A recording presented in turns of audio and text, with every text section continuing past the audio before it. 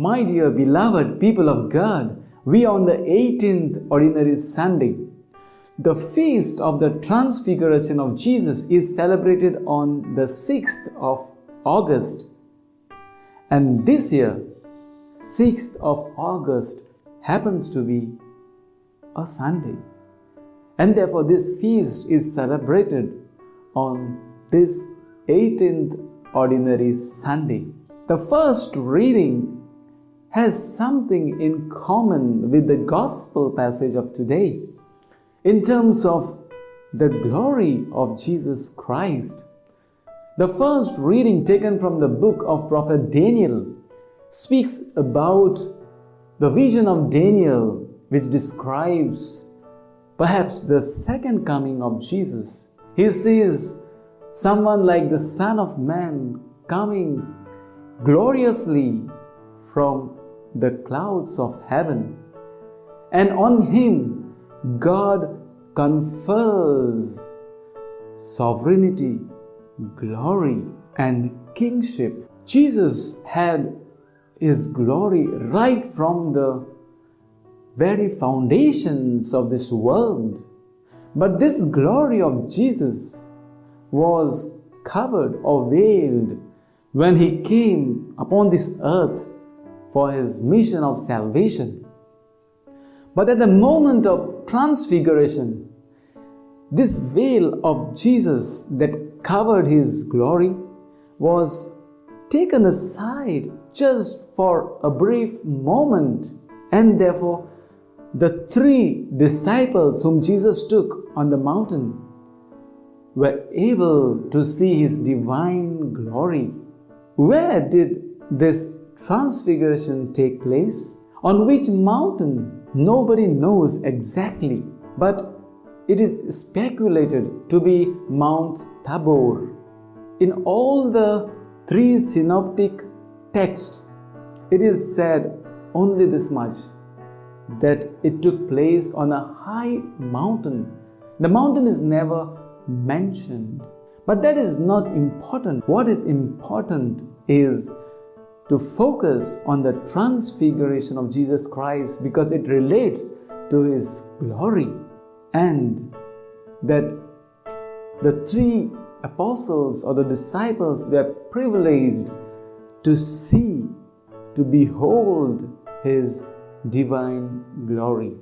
One of them was Saint Peter, and therefore in the second reading, Saint Peter in his letter says very proudly that he was there on the mountain with Jesus Christ, and he was the eyewitness to Jesus' transfiguration. Well, in Matthew chapter 5 verse 17, Jesus says, "Do not think that I have come to abolish the law or the prophets. I have not come to abolish the law or the prophets, but to fulfill them."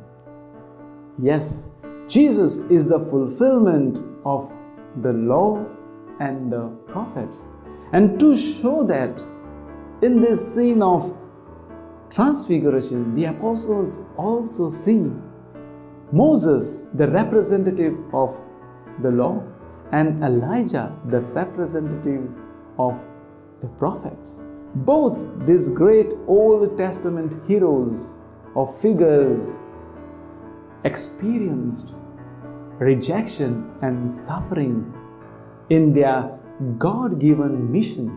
It seems relevant and appropriate to see these divine messengers to be with Jesus at this occasion, because Jesus also faced rejection and was now about to suffer grievously for the salvation of humankind.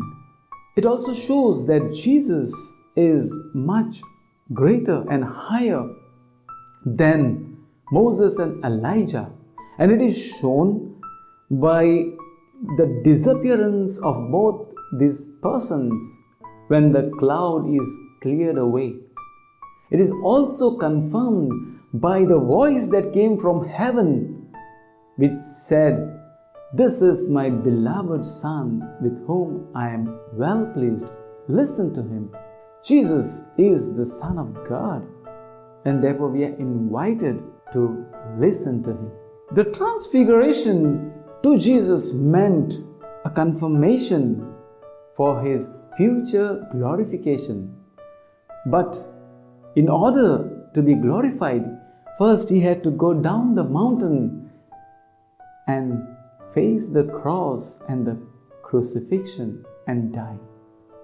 For the disciples, it meant a great privilege to have a glimpse of the divine glory of Jesus Christ, which would take place in the future.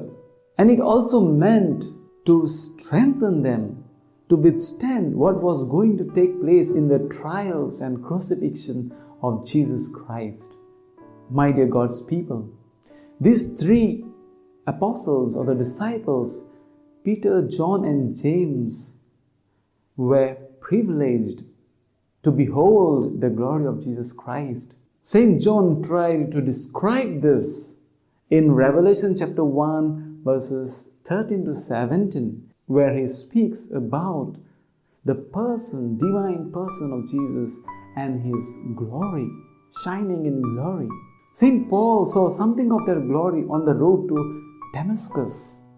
And we all, my dear people of God, will be able to behold His glory if we listen to Him, as the voice from heaven asked the disciples. If we listen to the Son of God and follow in His footsteps, surely one day in heaven we all will behold His glory. May God bless all of you.